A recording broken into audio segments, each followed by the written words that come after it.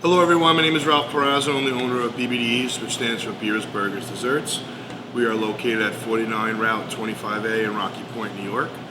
We've been open for about 2 years, and I want to say thank you to everyone that has been a supporter of our restaurant and our brand, and we're super excited to bring you perfectly poured beer and great spirits. We've decided to make a little video about about beer and about glassware and about the proper way of pouring and why when you come to a restaurant of our stature you'll get a beer that has a very tremendous head on it and very little beer in it, and sometimes people think that they're getting something that is not worth their money, or just haven't been going to the right bars, and there's a lot of bars that are pouring beer not the right way. And that's very uncontrollable on our end.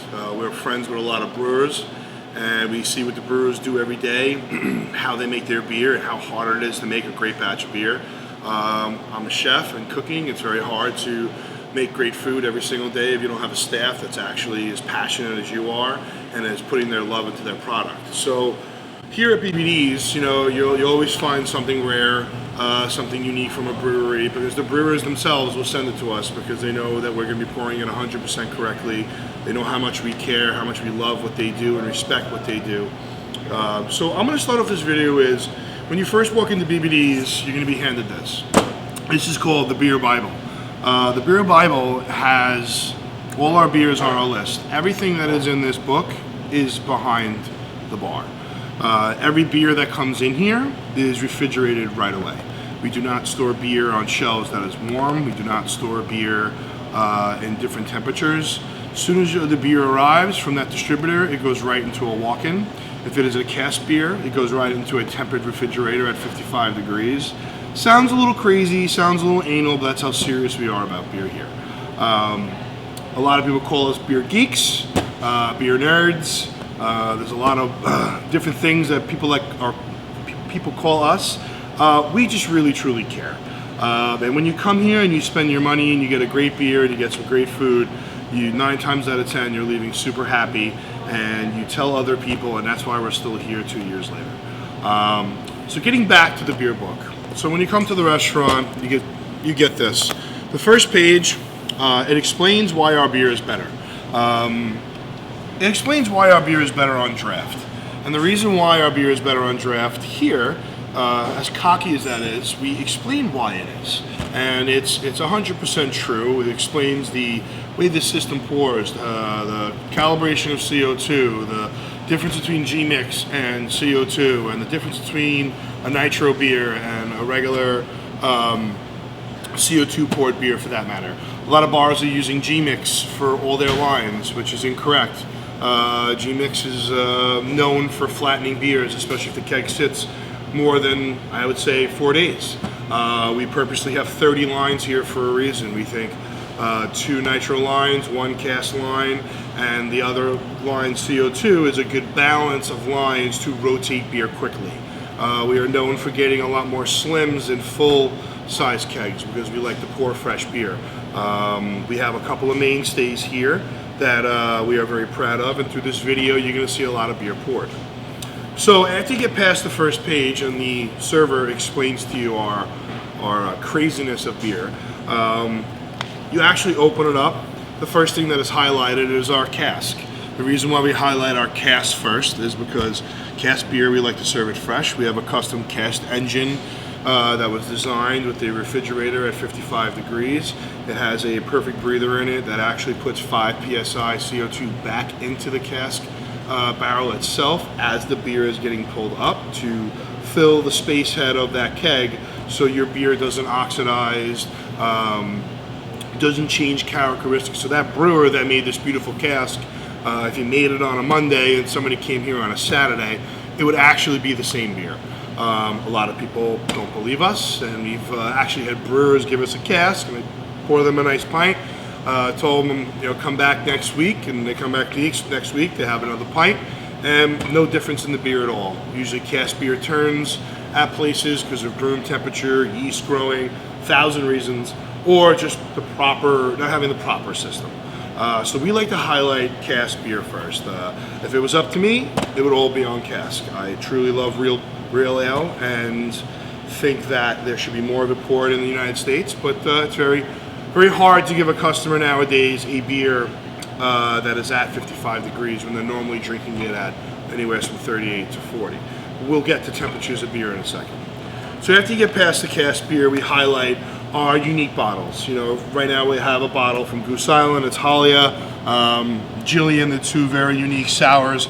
We chose to pour these by the glass because you can always only buy these by the bottles. We think it's an extra service to someone that doesn't want to spend $40 for a nice high-end bottle of a sour.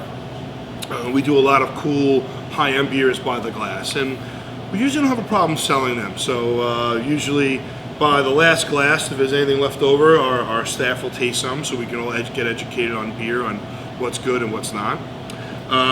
As you go through the book, we also do 5-ounce pours.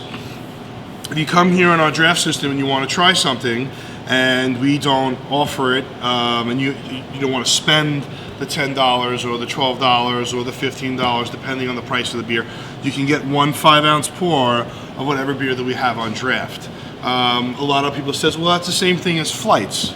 That's true. Some restaurants offer flights where you go in, you get 5 or 6 beers and they get put in front of you and you get to drink them. I personally don't like flights, and the main reason is you're giving them 5 different types of beer at one time. And that means that this beer that they were just drinking, by the time they get to this beer, the characteristic of that beer is totally going to change. If that's what people like, they can order 5 5-ounce pours, or they can just order one at a time and actually get the real characteristic of that beer, instead of it changing temperature, changing carbonation, and all that. So as you go through the beer book, we actually explain if it's on draft, what style it is, how much it costs, actually the alcohol content, and then actually a little description, giving a little respect back to that brewery or cidery. So it explains what it is. Because a lot of people will flip through this and, you know, they'll see some beers they really normally don't see anywhere else. You know, for example, Zoe from Maine Brewing's not often seen on draft. There's a reason why it's $9. We explain the alcohol content. We give a little blurb again about what Zoe's about, and then it actually builds a conversation at the bar about, you know, what is this beer and why is it $9 and why does it come in this certain glass? And the next thing you know, people are getting educated and they're asking more questions, and we're bringing in cooler beer, and we're pushing those products that people still to this day don't understand how to push the right way. So as you can see, this beer book is very tremendous. A lot of paper, a lot of heart. It's done every day. As we go through this book, you know, I'd like to point out, we do this fresh banana hef. What that is, you know, we call it banana hef, but it's banana Hefeweizen. Stefano is one of my favorite Hefeweizens. We have a great relationship with them. When we pour their beer, we actually turn up the CO2 a little higher, and we actually get a nice aeration, nice carbonation in that beer. We take fresh bananas, we actually puree them in a stick blender, and we add that to the beer. We actually drop a spoon in it, kind of does a volcano action. We'll show you one later on video, and you get this layered banana beer. And what's great about it is it has a lot of potassium in it from the banana, so you can drink a couple of them and feel great the next day. It's kind of like the ongoing joke of go to bBd's, drink some banana hefs, and don't wake up with a hangover. As you go further into the book, again, everything is numbered by bottle, whether it's large or small, description of everything. You know, we have over 100 bottles that are constantly rotating. One of my favorite things about my book is that, you know, we have a lot of aged beers. I'm a huge fan of Firestone. You know, we have stuff from 2014, 2012. You know, we have a lot of rare bottles from them, Eclipses that are very rare releases. We have a couple bottles of Cantillon here and there, depending on what gets sent to us. Rumkins from Avery. You know, it's a diverse beer list. There's stuff here that you would normally not get at a regular beer bar. There's stuff here that you can get at any kind of college bar or of that nature.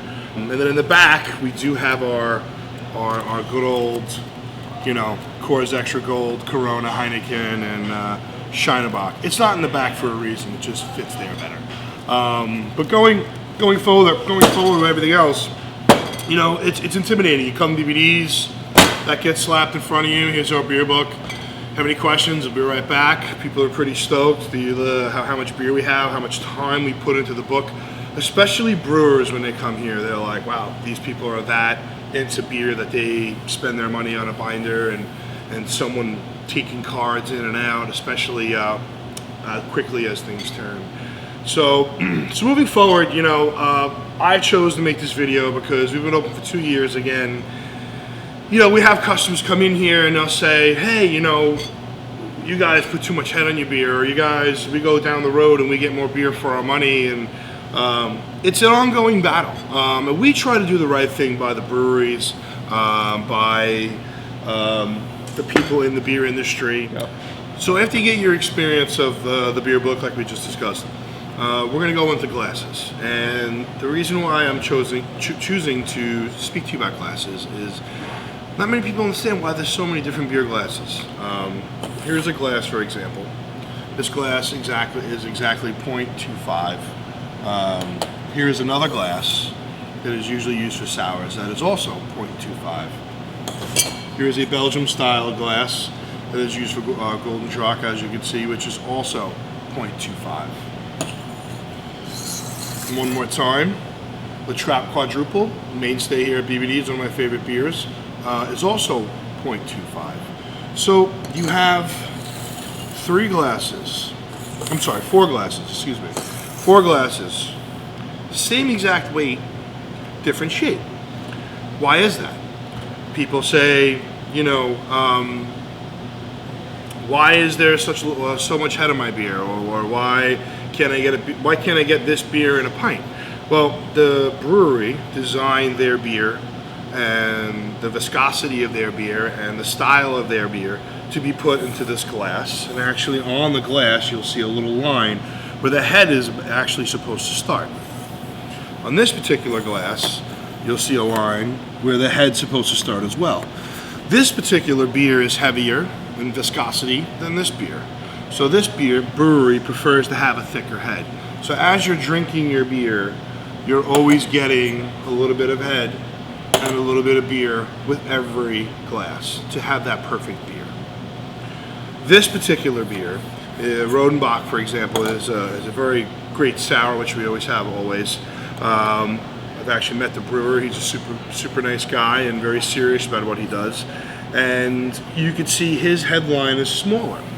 Same exact weight, different style of glass. There's a reasoning why you're getting a beer with a certain head on it. Now this brings us to other glasses. This particular glass, this is for our beer, which is called Triple Carmelie. This is one of my favorite Belgiums. I would say this beer, 9 times out of 10, when someone comes in and they ask me for a Stella, or they'll ask me for something along those lines, I'll say, you know what, I have a Belgium. It's not really like a Stella, but has the same mouthfeel and flavoring of that beer, and I personally think it's a lot better. This glass, this line is even lower. So you're actually getting 3 times the thickness of head to beer. This particular beer is $10 a glass. The reason being is it's a high-end, high-quality Belgian beer. The shape of the glass actually goes in and then goes out. This particular beer, as you drink it, same thing. Certain amount of head, certain amount of beer. I have never, in the 2 years that I have been open, when someone has asked me for a Stellar and I've given them this beer, they have said they want their money back. Ever. It's one of my favorites. A lot of bars carry it, but the biggest problem is a lot of bars are not giving that tremendous head on this particular beer, which is extremely important for this beer to taste right. Then you have your snifter glass. This, I would say, in the IPA crazed world nowadays, the snifter glass is probably the most popular you'll see in restaurants. Delirium Tremens, they're known for their beer. A lot of people use these glasses because they're exactly 0.25. You can see the line right there. This is what we call a 2-finger head. This beer actually, whatever's going in this glass, should have a 2-finger head. A lot of our double IPAs, 8% beers, things of that nature go in this glass. Then you have your traditional pints, 16 ounces. Believe it or not, this is actually 15.5. It's not exactly 16.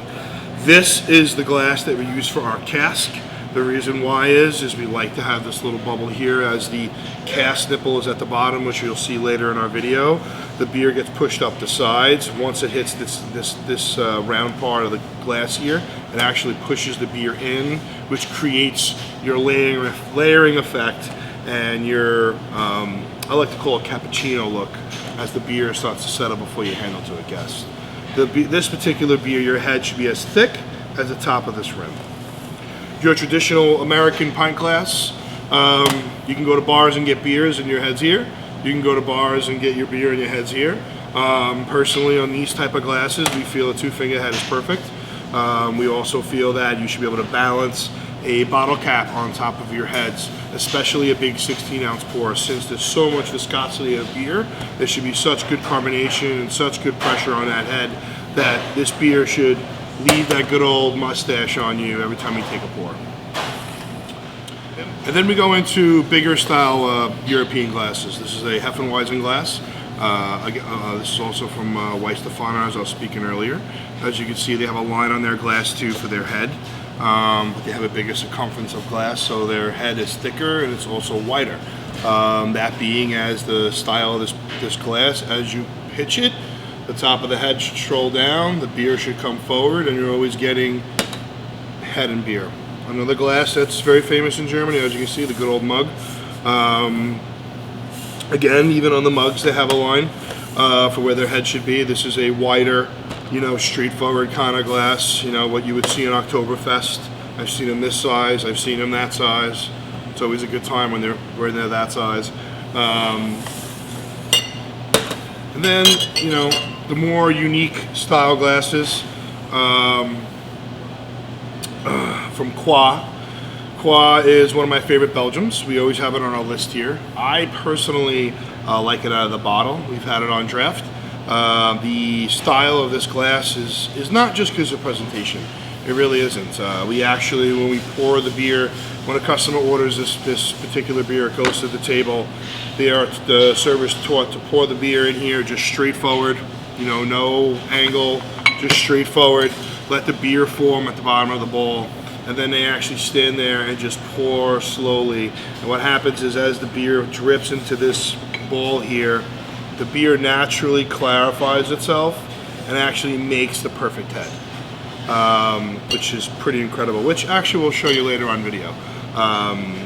So, as you can see, these breweries, they make these glasses for a reason. It's definitely not to be cool. It's because beer is supposed to be served a certain way. These particular little guys, these are all our 5-ounce pour guys. You will see later we're going to pour a beer called KBS, which is a very high alcoholic stout that comes from Founders that everyone seems to love and is in very very short supply. Very high in alcohol. So these particular glasses are what we use when people want to try things that are probably $10 to $15 a glass. They get to try a 5-ounce pour for $4 or $3, whatever the price point is. But even these glasses, we purposely have these so it's shaped like this glass, but in a smaller style, so we can create a small, tiny head on it. So when you're even tasting something small, that's only 5 ounces, you're still getting the full experience of the beer. And that comes from our draft system. If you didn't have a proper draft system with a wide pour, if the beer poured too fast, you'd put this under there and you'd probably just pour beer everywhere. But here we have controlled, calibrated lines where we can actually give you a perfect 5-ounce pour on any style of beer. Going to growlers. These are the style of growlers that we carry. These particular ones are from Hill Farmstead. Ours are the same shape, same design. We like these growlers. We feel like they when you properly fill them, they give you less of an issue off the draft system. We do something that not a lot of people do that more people should do. We purge all our growlers. What that means is we take a CO2 line, we stick it in the growler, we purge it with CO2, we shoot gas in it before we actually fill the growler because it actually preserves the beer better. Customers walking out of here with a growler from bBd's, and it'll hold probably 2 to 3 days longer than just filling it and handing it to them. These are the two styles that we prefer. I personally like this type of growler for higher end beers that we have here. I don't recommend people buying Latrac Quadruple by the 64 ouncer. You want to get something a little bit smaller, maybe get 2 or 3 bottles of it, and you can open them as you need them and share it. So I think this is a pretty deep education of glassware and growlers, and now we're going to go into pouring beer with these glasses and showing you the difference between a nitro beer, a cask-driven beer, and I hope you enjoy the video.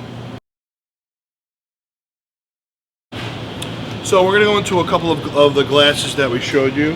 Right now we're going to use this glass right here. What we always do here at bBd's is we always shoot our glasses with a little bit of water just to prime the glass. And the first thing we're going to pour to show off our tap system is going to be a cider. Normally a cider, you don't get any head on your cider or anything because it's not really a beer, obviously. But as you can see here, the calibration that we have in our system, it almost pours like a beer.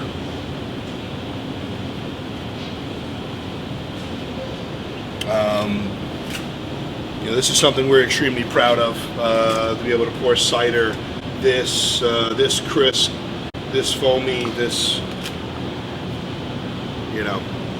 just delicious. Super cold, really carbonated, refreshing. Love Citizen cider, taste of real apple, refreshing cider. So the next beer we're going to showcase, or beer glass for that matter, is our 5 ounce little guy here. We're going to pour some Kentucky Breakfast Stout, Founders, one of my favorites. As you can see, as the beer comes out, it's already forming that perfect head. We drop our glass, close it, and we call this the cappuccino effect. You can see your layering of beautiful liquid of beer, that chocolate coffee, 12%, brew, lighter head, in 2 different colors. Right before we give it to a guest, we just like to give it a little top off there. Yeah. It's one of my favorite beers. What's beautiful about this is the reason why I'm showing this on video is you go to a lot of bars and you'll get this particular beer and there'll be 0 head, mainly because of the alcohol content, and it's barrel aged. The viscosity of the beer is very heavy. This is a perfectly poured Kentucky Breakfast Stout. Cheers.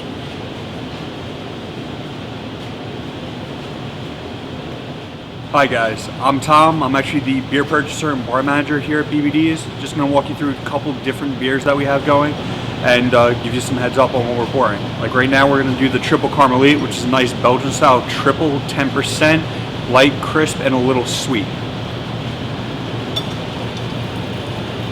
So we're going to wash the glass, get it all nice and good. Come over to our tap.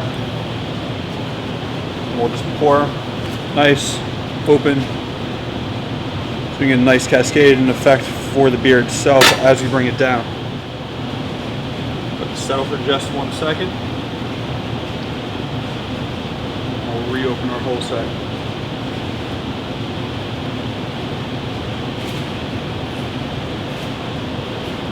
Show.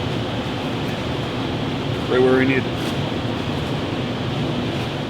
The head is important on this one just for the actual proper pour length and to accentuate the taste, the flavor, and the idea behind the beer. So you're getting a little bit of clove, banana, some nice potassium as it goes.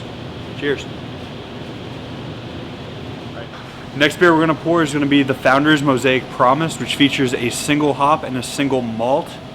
And it's a nice light sessionable IPA.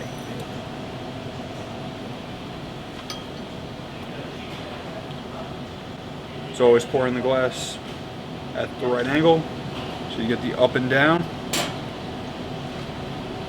the proper head as it pours, and once it settles. So you can actually see the beer the proper way. How proper is that head?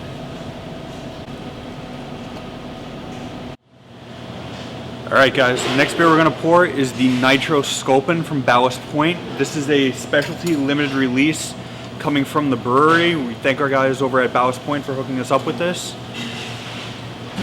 It's actually one of the few IPAs that come out on draft and onto our system. Gotta let it settle just a little bit. But this beer is special because on our Nitro system, it pours out using the straight N2 mixture instead of a CO2 N2 mixture. So it's actually just straight nitrogen, which makes the beer a little bit smoother, creamier, and the bubbles more finite. So when you actually have a nice mouthful on it, you get a great feel of the lightness of the beer itself and the actual notes that they're supposed to have going through from the brewery. And right now it's pretty much about settled where you need to on the front end.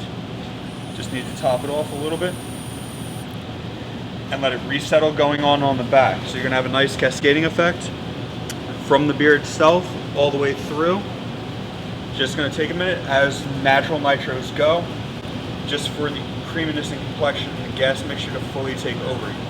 If you look close enough, you can actually see different layering from the beer to the foam and the gas mixing out to the head itself. So next we're going to go into the traditional pint. We're going to try some of the Copper Ale from Barrier Brewing. It actually has Comet hops in it. Just want to get a nice little angle on the glass. Get the head started. Drop it straight down.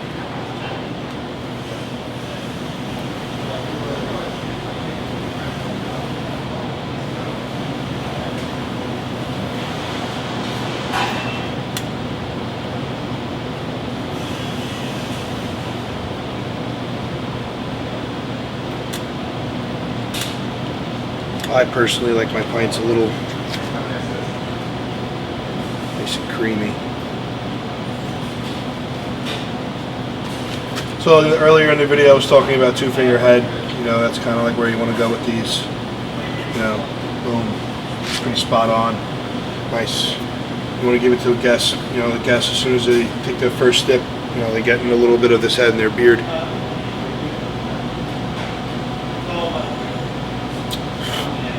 Yeah. Barrier Brewing, super badass. Next beer we're gonna pour is a Hill Farmstead Harlan. It's an Indian Pale Ale. It's a lot lighter in viscosity, beer-wise. We're purposely showing this on video. So the last beer you saw that we were able to balance a bottle cap on the head was a higher alcoholic beer, had more viscosity in the beer itself.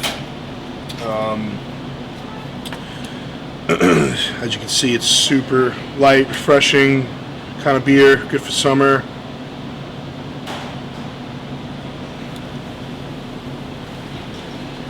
You know, it's the top of that Dogfish logo. It's kind of like where the head should be.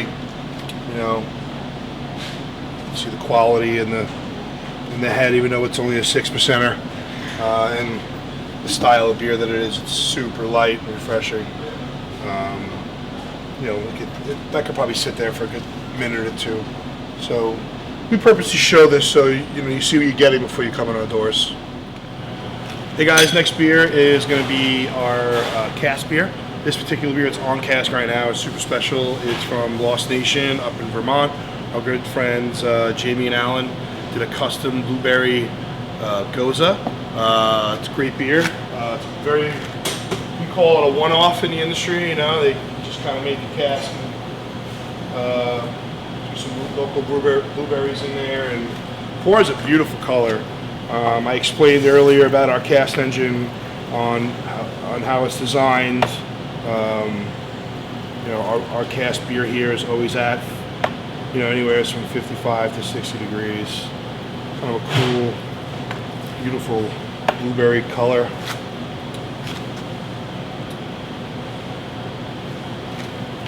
Just take a temperature on that.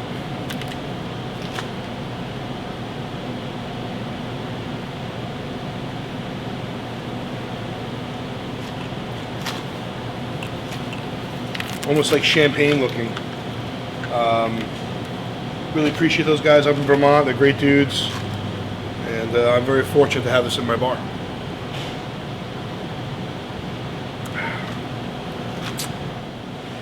Next beer we're going to pour is going to be the Trapp Quadruple. This is an actual true Belgian quad made over by Trappist monks and made over in a monastery. This beer is going to feature a lot of different spice notes, some raisins, some different feels and flavors with a dark coloration going. This meal was actually meant to replace food when the Trappist monks were brewing them during their winter seasons and when they're in meditation. Alright, so this beer going, as I said, was brewed out by Trappist monks to go through when they were in meditations and different ceremonies, and were actually purging themselves for food. So you have the nice dark coloration. This is meant to actually hold them and give them substance while they were in purge. Enjoy, guys. Next beer we're going to pour is going to be the Croix from Bastille. This beer here is a Belgian specialty ale with spices. Nice little amber coloration and poured a little differently, a little special. One of the fun things with this is with all Europeans, glassware is the main important part of the sell point. You see somebody looking at this, something that's an attention grabber and a little bit more of a go-getter. Makes you think, makes you wonder about the beer itself.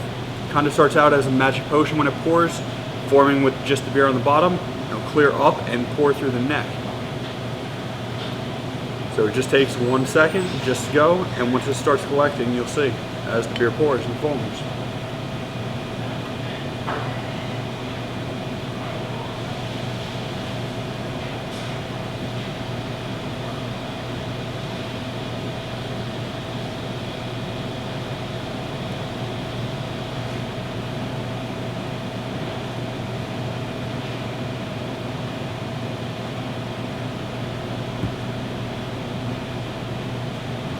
Alright guys, cheers.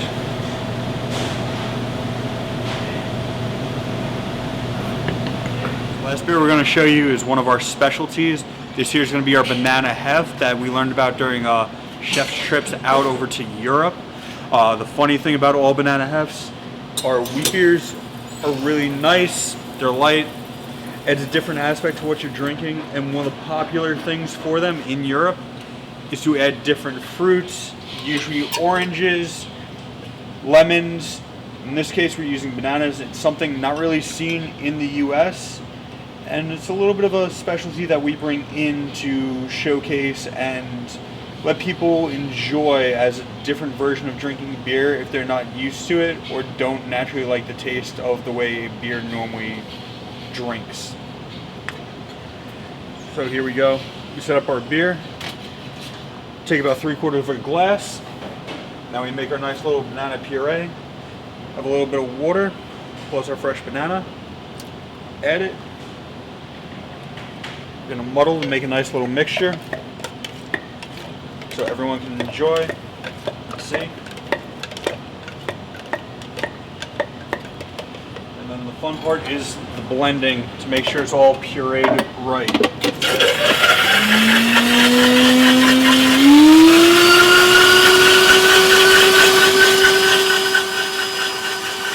Too much head, we want to just take a little out to get a proper mixture going on with the beer. So our puree should be set now. Take it off. Nice little banana milkshake almost is what we're going to make here. And we add it. Get a little bit of an overflow from all the sugars. You add the dab, just to make sure it's mixed proper. And then we clear, and we'll clean up. Because nobody likes sticky ends when they're drinking a nice, delicious, refreshing beer. Last. There's our nice little famous banana heft.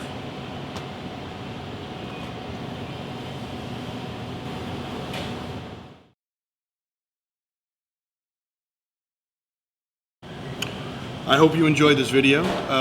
We've gone out of our way to show how a beer should be poured and served. We feel the pain of a lot of craft bar owners out there, and we're trying to make a difference along with you. I really want to thank all the brewers that have stepped foot into my restaurant and have given us the praise to serve their great liquid, and to all the people that come here and thank us. We are not pretentious people. We are not here to knock anyone. We're here to try to help the industry on how beer should be poured and served. As I take a sip of this, hold on. You know, a lot goes into this glass. I've had the luxury of visiting a lot of breweries across the country.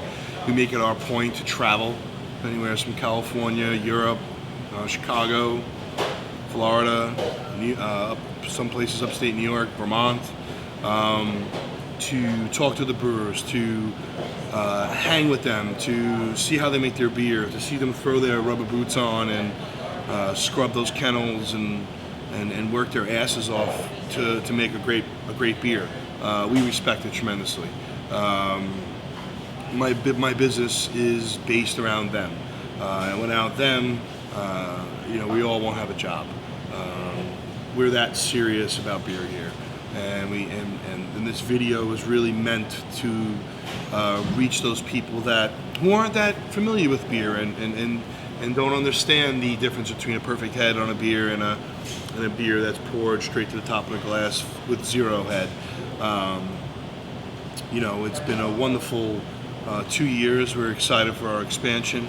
You know, we really wanted to make a video just directly about beer and what we do here.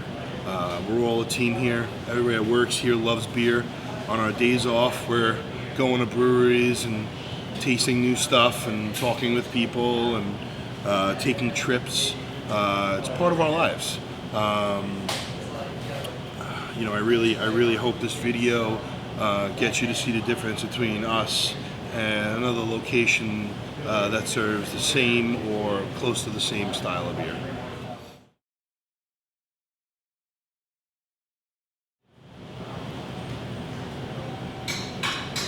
We get a tremendous amount of feedback, especially about the beer book. You know, this baby here is, you know, is a beer lover's dream. You know, people come in here and they thank us for spending the time to explain each beer in detail in text, the amount of alcohol, how much it costs. Instead of just having a screen that flashes really quickly that tells you what beer is on draft, we go out of our way to explain to you what beer is on draft and why you should be drinking that. The hardest part is explaining to the customer the difference between a La Trappe quadruple and a triple Carmelie when they're both Belgian beers. You know, I think Tommy today on the video poured you a nice triple Carmelie, where if you go back to the video, you could see there was like almost 3 to 4 inches of head on that beer. Where a normal beer drinker got that would complain, and I understand that. You know, I drink domestic beer all the time. You know, we're all partying, playing some beer pong. You know, we're not snobby here at all. But you know, it's great to give a beer like that to somebody that would never order a beer with that much head and doesn't understand why, and they take their first sip and they're like, "Wow, that is so good," and they thank us. And the funny thing is we say, don't thank us, thank the brewery. You know, go online, check them out, see what other beers they make, support them. You know, try to buy as much craft beer as possible. You know, the craft beer industry is booming right now. It's almost like the cool thing to do. A lot of places are serving craft, but they're serving craft in the wrong way. And a lot of the brewers are getting really upset. We personally clean our lines every 2 weeks on the dot. When we switch beers, we always make sure they're flushed out.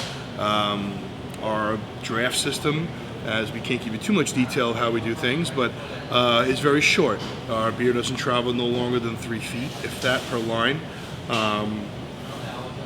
You know, I think we're the only bar that uses straight nitrogen for our nitro beers, and I will say on film that that nitrogen tank is outside, out of harm's way, because a lot of people say, what if it explodes? I guess a lot of people have different ideas of gases. There's nothing wrong with using G-Mix on nitro beers. There's nothing wrong with that. We just like to take it to the next level where we balance out our gas with our Euro taps, and we find we get a better product.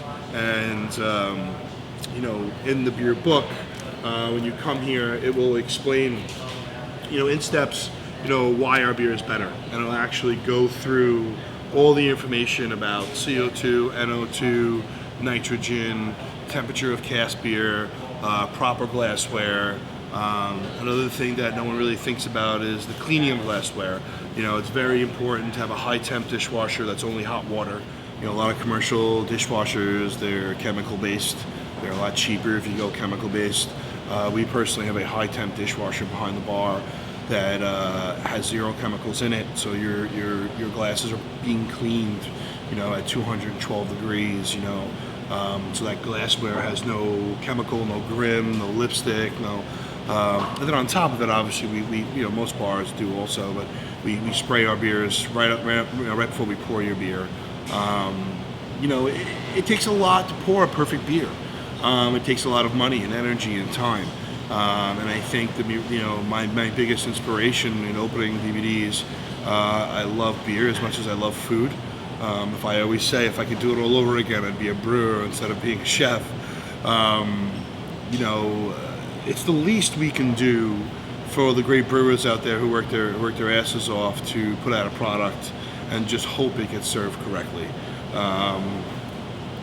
We guarantee 100% perfect beer every time you come here, and that's a big, bold statement.